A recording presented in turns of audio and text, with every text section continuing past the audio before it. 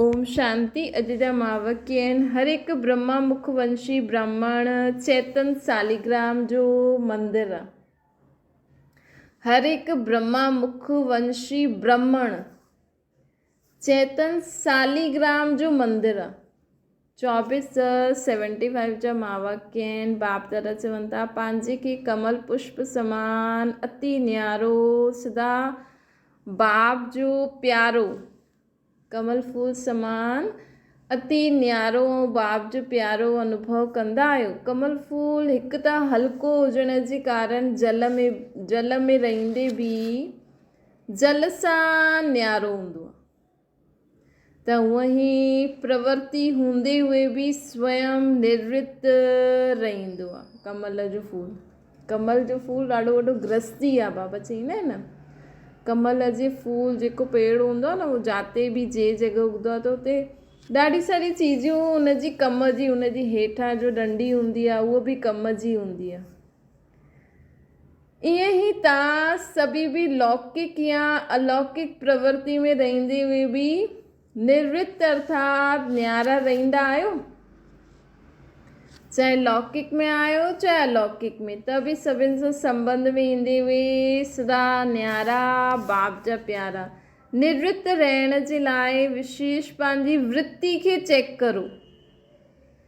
जहिड़ी वृत्ति ओड़ी प्रवृत्ति ठहींदी आहे। त असांजी वृत्ति अर्थात असांजे सोचण जो तरीक़ो छा आहे।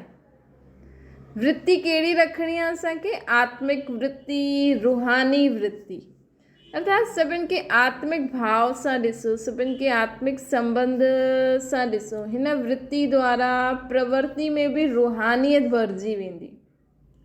अगरि तव्हां घर गृहस्थी में रहंदे हुए बि हिक ॿिए खे आत्मिक संबंध सां संबंध निभाईंदव न, त भले उहो ख़ुदि खे उन्हनि में ज्ञान न आहे, उहो आत्मा नथा सम्झनि, लेकिन असांजी आत्मिक वृत्ति हुननि में बि रूहानियत लाइ ॾींदी आहे।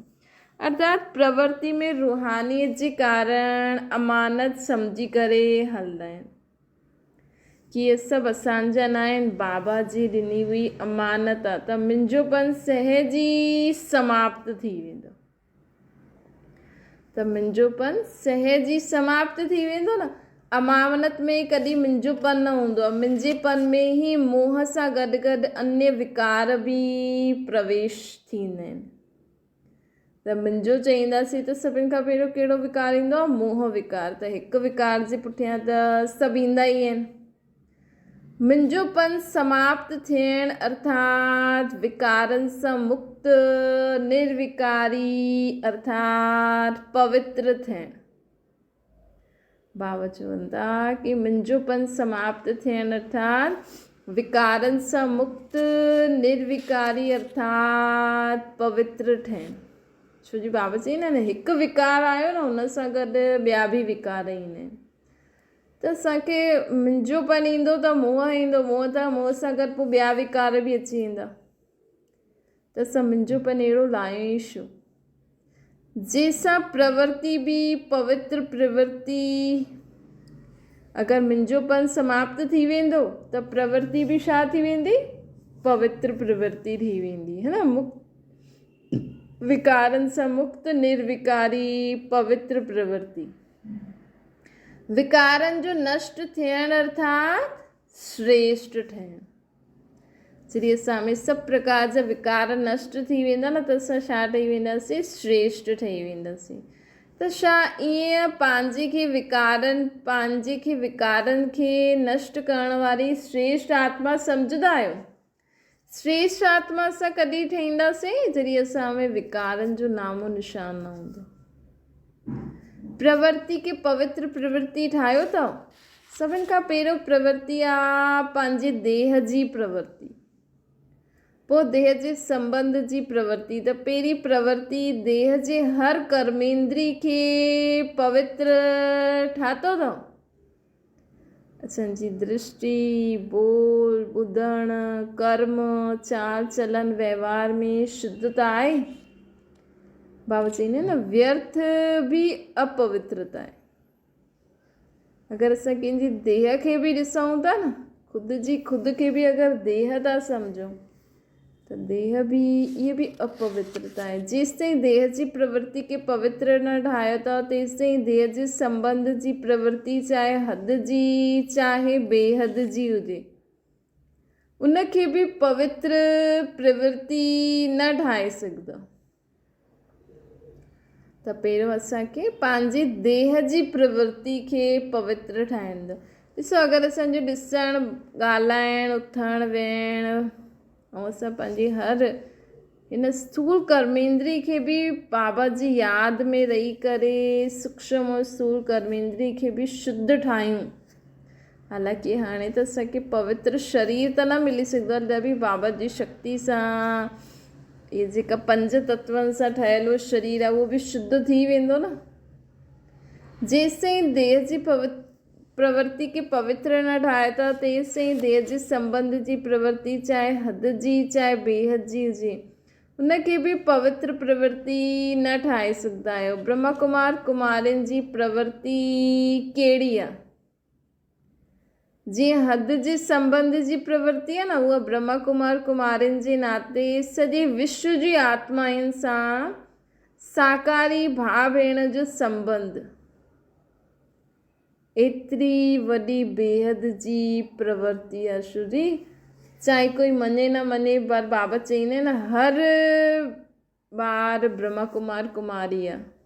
ब्रह्मा जा ॿार त सभी आहिनि न। सभी धर्म में ब्रह्मा आदि पिता खे त सभी यादि कंदा आहिनि। त बाबा चवनि था निराकार रूप में त असां आत्मायूं सभु भाउ भाउ आहियूं, लेकिन देह जी प्रवृत्ति बाबा चई न, हिकु त थींदी आहे असांजी देह, ॿियो थींदी आहे बेहद जी प्रवृत्ति कहिड़ी आहे असांजी। विश्व जी सर्व आत्मायूं असांजा भाउ भेण आहिनि। जीअं असां ब्रह्मा कुमार कुमारियूं आहिनि त सभी, त असांखे पहिरियों ख़ुदि जी देह जी प्रवृत्ति खे शुद्ध करिणो आहे, पोइ असां ॿियनि सां पूरे दुनिया मां कंहिंजे बि संबंध संपर्क में ईंदासीं त उहो बि असांजो संबंध व्यवहार बि शुद्ध थी वेंदो उन्हनि सां गॾु। त एतिरी वॾी बेहद जी प्रवृत्ति आहे न असांजी, लेकिन पहिरियों पंहिंजी देह जी प्रवृत्ति ठाहियो तॾहिं बेहद जी प्रवृत्ति खे बि पवित्र ठाहे सघंदो। कहावत आहे न, चैरिटी बिगिन्स एट होम। पहिरियों पंहिंजी देह जी प्रवृत्ति अर्थात घर खे पवित्र ठाहिण जी सेवा करो। कहिड़ो? आत्मा जो शरीर घर आहे न, पोइ बेहद जी करणी आहे। त पहिरियों पंहिंजे पाण खां पुछो कि पंहिंजे शरीर रूपी घर खे पवित्र ठातो अथव? असां पहिरियों पुछूं, पहिरियों पंहिंजे शरीर रूपी घर खे पवित्र ठातो अथव? संकल्प खे, बुद्धि खे, नैननि खे, मुख खे रूहानी अर्थात पवित्र ठातो अथव? असांजे मुख सां ओड़ा ई शुद्ध शब्द निकिरंदा आहिनि कि अञा बि कुझु बि निकिरी वेंदो आहे। असांजो हर संकल्प, हर बोल, हर कर्म, बुद्धि जी समझ, असांजी दृष्टि में असां कंहिंखे बि ॾिसंदा आहियूं त आत्मिक भाव सां ॾिसूं था या दैहिक भाव सां ॾिसूं था।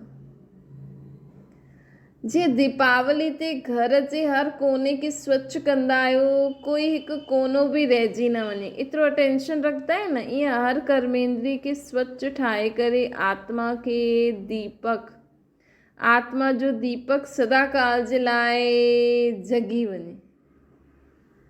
आत्मा रूपी दीपक हिन घर में सदा ई जगल आहे।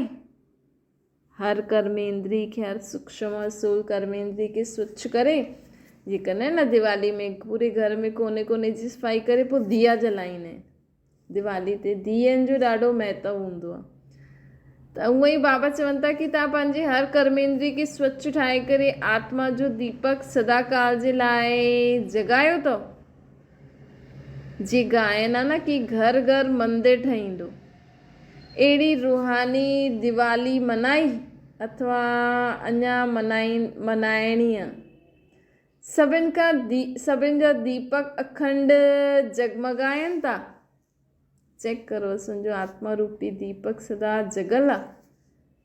आत्मा रूपी दीपक जगल अर्थात बाबा जी बि यादि सदा पोइ आत्मिक वृत्ति दृष्टि बोल चाल तॾहिं त थींदो असांजो, जॾहिं असांजो आत्मा रूपी दीपक सदा अखंड जलियल रहे। जीअं ॻाइनि न घर घर मंदिर ठही वेंदो, ईअं ई पंहिंजे देह रूपी घर खे मंदिर ठातो अथव।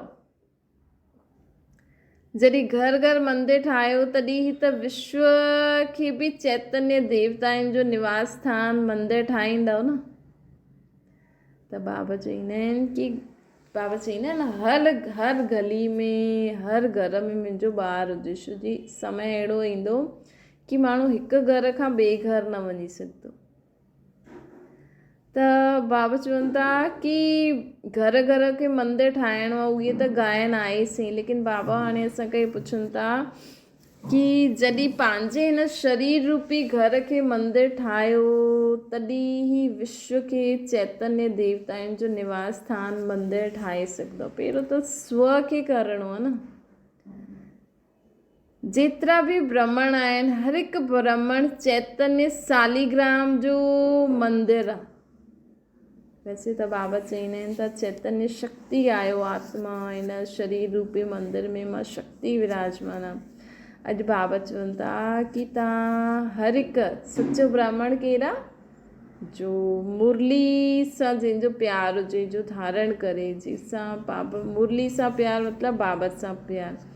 त हर हिकु ब्राह्मण चैतन्य सालिग्राम जो मंदिर आहे, चैतन्य शक्ति मंदिर आहे। अहिड़े मंदिर सम्झंदे हुए हुनखे शुद्ध पवित्र ठाहियो अथव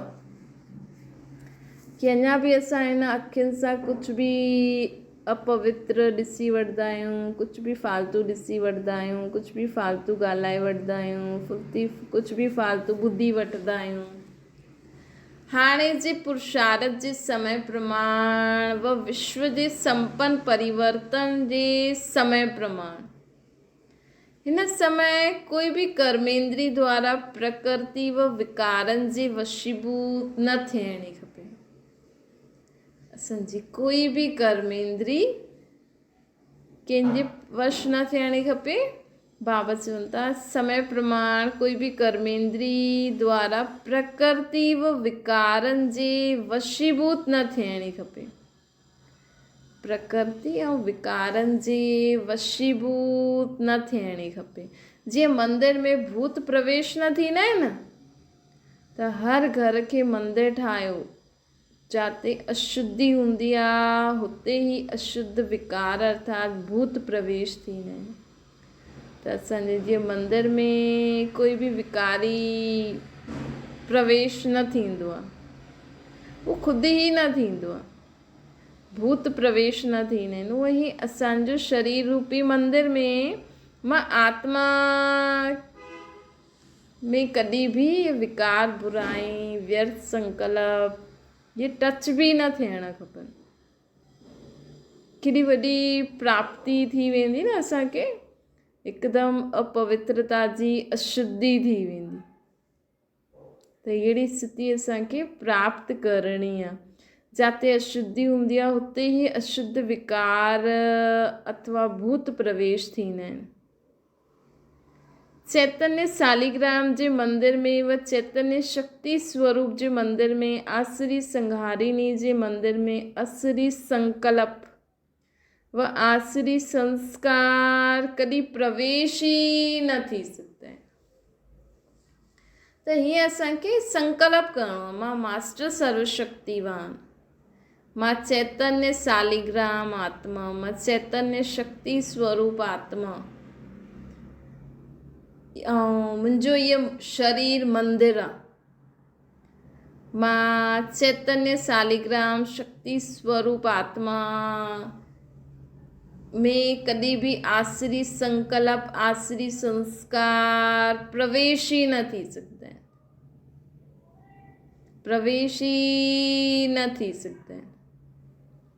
त हीअं ई असांखे पुरुषार्थ करणो खपे। घड़ी घड़ी हिन सुमान जो अभ्यास करो।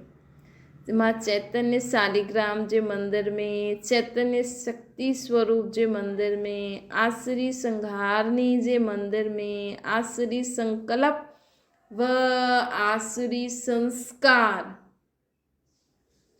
प्रवेश न थी सकता है। अगर प्रवेश थींदा आहिनि त कोई न कोई प्रकार जी अशुद्धि अर्थात अस्वच्छता आहे, पोइ हुनखे साफ़ करो। भई अगरि घर में कोई चोर घड़ी घड़ी हली थो अचे त माण्हू चेक कंदा आहिनि न हिते चोर छो था अचनि, पोइ उहो हुन रीति हुनजो प्रबंध कंदा आहिनि न कि सोचदा ई रहंदा अरे चोर अची वेंदो अरे अची वेंदो त किथां ईंदो, उहो चोर गेट पकड़ो। त उहो ई बाबा असांखे चवनि था कि अगरि प्रवेश थियनि था त ज़रूरु कोई न कोई प्रकार जी अशुद्धि आहे असां में, अर्थात अस्वच्छता आहे। ये पंहिंजे खे चेक करो, किथे बि कोई प्रकार जी अशुद्धि रही आहे त हुनखे हाणे ख़तमु करो। बाबा चवनि था दृढ़ संकल्प सां हाणे ख़तमु करो। जॾहिं असां दृढ़ संकल्प सां ख़तमु कंदासीं न कि बसि हाणे आसुरी संस्कार स्वभाव मूं में न अची सघंदो आहे। मां बाबा जी चैतन्य सालिग्राम, चैतन्य शक्ति स्वरूप, आसुरी संहारनी आहियां, त तॾहिं ई उहो ख़तमु थींदो, तॾहिं ई सची दीपावली मल्हाईंदासीं। जॾहिं ईअं पंहिंजी पवित्र प्रवृत्ति ठाहियो तॾहिं ई विश्व परिवर्तन थींदो। बाबा चवनि था हिते मधुबन में भी रूहानी यात्रा करण ईंदा आहियो त रूहानी यात्रा में पंहिंजी कमज़ोरियुनि खे छॾे वञिणो खपे। जीअं बाप दादा मिलन में त ख़ासि असांखे अभ्यास करिणो, न त भटियूं थींदियूं आहिनि, या त कॾहिं बि मधुबन वञो था न हुते पंहिंजी सभु विकार बुराइनि खे छॾे ईंदा करो। पोइ ॾिनल उहे चीज़ वापसि थोरी वठिबी आहे। जीअं तव्हां मधुबन में अगरि या किथे बि तव्हां धन जी सेवा कंदा आहियो या कुझु ॾींदा आहियो सेवा अर्थ कोई बि चीज़, त वापसि वठण जो संकल्प बि कंदा आहियो। त उहे ई बाबा चवनि था कि पंहिंजी कमी कमज़ोरियूं विकार बुराई हाणे जॾहिं बि मधुबन वेंदा या मधुबन नथा वञी सघो सेंटर ते वेंदा, या सेंटर ते न त पंहिंजे घर में ई सोचो ये मुंहिंजो घर ई बाबा जो मधुबन आहे, हिते ई बाबा खे यादि करे सभु कुझु छॾंदा वञो। मधुबन वैसे मधुबन परिवर्तन भूमि आहे, हुते छो जी साकार बाबा अव्यक्त बाप दादा आयल आहिनि त हुते शक्ति त आहे न, त हुते जल्दी छुटिजी वेंदा। परिवर्तन भूमि में अची करे परिवर्तन न कयो त परिवर्तन भूमि जो लाभ छा उठायो। सिर्फ़ु परिवर्तन भूमि जे अंदरि परिवर्तन न लाइणो आहे, लेकिन ईअं न कि हा बसि हुते त असां मधुबन में त चई आयासीं बसि बाबा खे ॾिनो, बाक़ी वापसि वैसे जा वैसे ई रहिजी वियो न, लेकिन सदाकाल जो परिवर्तन लाइणो आहे। मधुबन खे महायज्ञ व राजस्व अश्वमेघ यज्ञ चइबो आहे न। मधुबन छा आहे महायज्ञ, राजस्व अश्वमेघ यज्ञ चइबो आहे। त यज्ञ में आहुति विझबी आहे न, महामंत्र में महान आहुति विझी करे वेंदा आहियो, अथवा बाबा चवनि था महायज्ञ में महान आहुति विझी करे वेंदा आहियो, अथवा विझी हुई आहुति पोइ वापसि त न वठी वेंदा आहियो कि बसि मधुबन सां ॿाहिरि निकितासीं वापसि उहे ई कमी कमज़ोरियुनि जे वश थी करे कर्म करनि था, हीअं त न कंदव न। त मधुबन में आया हूंदा उन समय ॿार जो नाम ॾींदा आहिनि, जो नाम ॾिबो आहे ओड़ो कम बि कंदा आहियो या न कंदा आहियो। नाम आहे महायज्ञ परिवर्तन भूमि ऐं वरदान भूमि, त जहिड़ो नाम आहे ओड़ो कार्य करो न। मधुबन महायज्ञ में वञी करे अगरि असां कुझु स्वाहा न करे आयासीं, छा स्वाहा करना आहिनि करिणो हुते पंहिंजी विकार बुराइनि खे, पंहिंजी कमी कमज़ोरियुनि खे हुते स्वाहा करिणो हूंदो। छो जो उहो आहे ई महायज्ञ परिवर्तन भूमि वरदान भूमि, हुते बाबा खां कुझु न कुझु वरदान वठी अचिणो खपे। हीअ त घर वेठे बि करे सघंदा आहियो, पर अगरि वञो ई था त ईअं ई न कि हा भई असां मधुबन आया आहियूं घुमी करे हली अचो बसि सेवा करे आयासीं। लेकिन मेन त असांखे सेवा बि भले करे जो, लेकिन मेन छा आहे असांखे पंहिंजे अवगुणनि खे त्यागे गुणनि खे धारण करिणो आहे न। त अहिड़ी जॻह ते जिते असां सहज ई अवगुण छॾे सघंदा आहियूं, धारण करे सघंदा आहियूं, त अहिड़े स्थान ते वञी करे कुझु त छॾे अचिणो खपे, धारण करिणो खपे न। त प्रतिज्ञा करे करे वेंदा आहियो, इनखे निभाईंदा रहो अथवा निभाइणु मुश्किल लॻंदो आहे, छा सम्झंदा आहियो? निभाइण में 3 प्रकार जी आत्मायूं ठही वेंदियूं आहिनि। कोई त निभाइण में सचो परवानो मुआफ़िक स्वयं खे बाप ते निछावर करे ॾींदा आहिनि, त कोई त बाबा ते पूरो ई निछावर थी वेंदा आहिनि कि बाबा हाणे तव्हां जो करायो, जो खारायो, जो करायो उहो असां कंदासीं। त अर्थात फरमान बाबा चवनि था निभाइण वारा 3 टाइप जा आहिनि। पहिरियों नंबर आहे हिकु बिल्कुलु ई निछावर वेंदा आहिनि, अर्थात फरमान ते क़ुर्बान वेंदा आहिनि। ऐं कोई निभाइण में भगत ठही वेंदो आहे, भगत थींदा आहिनि न जीअं, त अर्थात बाप सां ई बार बार शक्ति वठंदा रहंदा आहिनि, अर्थात मांगदा रहंदा आहिनि। भगत अर्थात मांगण वारो, अर्थात रॉयल भिखारी। ॾिसो परमात्मा जी नॉलेज ॾी त चवंदा आहिनि भॻवान जी गत मत न्यारी आहे, हुनजी सम्झ न्यारी आहे। हिते कोई भगत खे ॾिसे त माण्हू सम्झे कि अरे त ॾाढो वॾो भगत आहे, हीअ त भॻवान जो ॾाढो वॾो भगत आहे, ॾाढो ई ऊचो माण्हू आहे। ऐं परमात्मा चवंदो आहे भगत अर्थात मांगण वारो, अर्थात रॉयल भिखारी, अर्थात मांगदा ई रहंदा आहिनि। बाबा असांखे सहन शक्ति, भॻवानु असांखे सहन शक्ति ॾे त निभायां, सामनो करे सघां, त निभायां। चवंदा आहिनि न भगत छा कंदा आहिनि, भई एतिरो कमु थींदो त असां एतिरे जो प्रसाद चढ़ाईंदासीं, ईअं करो, ईअं असांखे करे ॾियो त असां ईअं कंदासीं, सामनो करण जी शक्ति ॾे त निभायूं, ईअं भीख मांगदा रहियूं आहिनि। बाबा सां बि कॾहिं चवंदा आहिनि बाबा इहे विघ्न ख़तमु करे ॾियो त मां धारणा करां, सेवा करां। अरे तव्हां पंहिंजी धारणा सेवा कंदा रहो, विघ्न आप ई ख़तमु थी वेंदा। बाबा सां असांखे बाबा भला असांजो बाप आहे, टीचर आहे, सतगुरु आहे, सखा आहे, लेकिन त बि बाबा सां मांगणो न खपे। सदा चओ बाबा मां तव्हांजी सहनशील आत्मा आहियां, मां सहन न कंदमि त केरु कंदो। भीख न मांगणी आहे। हाणे असांखे भगत जॾहिं बि अगरि तव्हां सोचो था न बाबा खां घुरो था बाबा मूंखे सहन शक्ति ॾियो, हीअं ॾियो न करो। बाबा मां तव्हांजी सहनशील आत्मा आहियां, हलो पाण हाणे कमु था करूं। त बाबा चवंदा आहिनि अहिड़ा जो भीख मांगदा रहंदा आहिनि अर्थात भगत ठही वेंदा आहिनि। हिकु निभाइण वारा बाबा ॿुधाइनि था न, त बाबा चई कोई त निछावर थी वेंदो आहे, कोई पोइ बाबा खे चवंदो आहे बाबा हीअ ॾियो त हीअं करा, अर्थात भगत ठही वेंदा आहिनि। कोई पोइ ठगत बि ठही वेंदा आहिनि, चईंदा आहिनि ऐं लिखंदा हिकु आहिनि ऐं कंदा ॿियो आहे। बाप जे अॻियां बि ठगी करणु लॻी वेंदा आहिनि, पंहिंजी ग़लती खे छिपाइण में जी ठगी कंदा आहिनि। अहिड़ा ठगत बि आहिनि।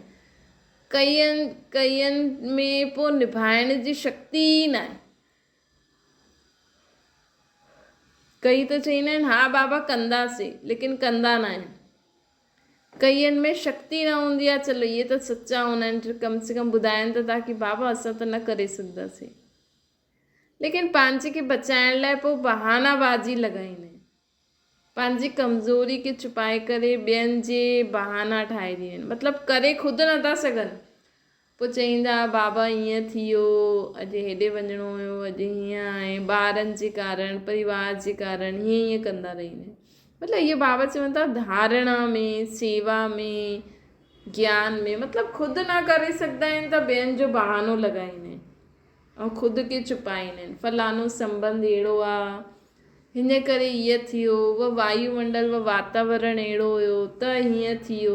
हीअं न चवंदा आहिनि कि बाबा मूं में त सहन शक्ति न आहे। पोइ बाबा चवंदा आहिनि कई पोइ ईअं छुपाईंदा आहिनि। त ही सर्कमस्टेंस अनुसार ॾिसो माण्हू हिन में बि केॾी बुद्धि था लॻनि ऐं इहो ई बाबा सां सभु कुझु सच ॿुधाए छॾनि त बाबा जी मदद बि मिलंदी। बाबा सां छा छुपाइणो? अगरि डॉक्टर सां बीमारी छुपाईंदव त इलाजु प्रॉपर मिलंदो? त बाबा त वॾो सर्जन आहे न, असां सभिनी आत्माउनि खे ठीकु करणु आयो आहे। बाबा सां हमेशह सचा रहो। तव्हां कुझु करे था सघो, नथा करे सघो, जेतिरो करे था सघो, जो रीज़न आहे न सची सची ॿुधायो। बाबा मां त तव्हांजो एतिरो ई करे सघंदी आहियां। बाबा मां सुबुह जो अमृत वेलो न उथी सघंदी आहियां, त मां हिन जे बदिले हिन समय ईअं कंदमि। मां उथणु चाहींदी आहियां लेकिन मां नथी करे सघां। बाबा मां चाहींदी त आहियां, तव्हां हिमत करो, त बाबा तव्हांखे उठाईंदा बि। बाबा मां रोज़ु सुबुह जो मुरली ॿुधणु चाहींदी आहियां सेंटर ते, लेकिन अगरि तव्हांजी कोई कमी कमज़ोरी आहे, हीअं न सोचो बाबा लेकिन घर में कमु आहे, हीअं आहे, हीअं कंदा आहिनि, हीअं, लेकिन तव्हांजी इच्छा आहे त तव्हांजी बाबा मदद बि कंदो आहे ऐं तव्हांखे युक्ति बि ॿुधाईंदा। लेकिन असां इच्छा ई न ॾेखारींदासीं, असां ख़ुदि ई कमज़ोर, ख़ुदि जा ई कोई कमज़ोर संकल्प आहिनि, वरी ईअं थींदो, वरी ईअं थींदो, वरी कुझु बि न थींदो। तव्हां पंहिंजी इच्छा ॿुधायो। तव्हां नंढो ॿारु आहियो, बाबा त असांजो बाप आहे। बाबा मां त तव्हांजी रोज़ु सुबुह जो मुरली ॿुधणु चाहींदी आहियां हुते सेंटर ते, ऐं मां त ईंदमि। बाबा तव्हांजा घर तव्हांजा ॿार तव्हां ई संभालो।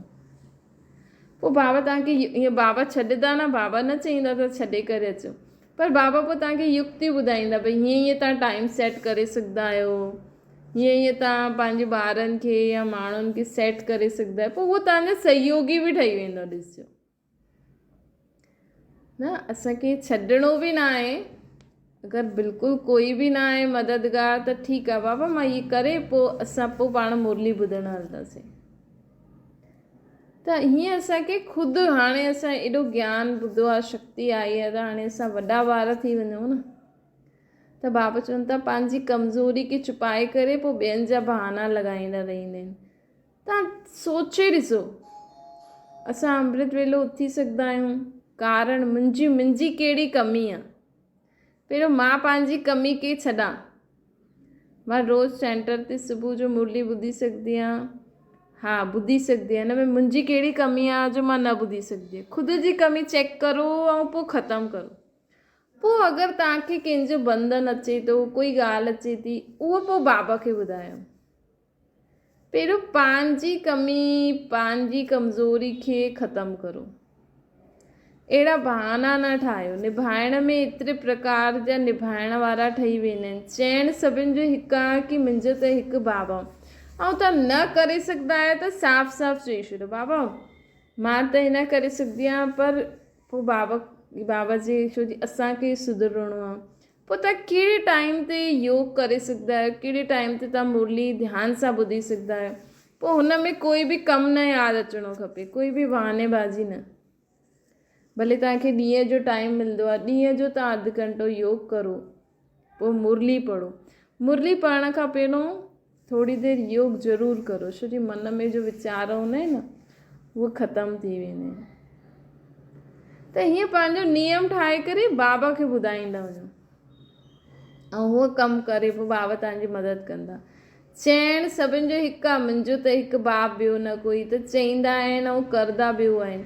लेकिन करण में ऐं प्रैक्टिकल अचण में अनेक प्रकार जा ठही वेंदा आहिनि। इन करे अञा ताईं साधारण सम्झो, जो कयो हुनखे बीती सो बीती करो, अर्थात पंहिंजे ते रहम करो।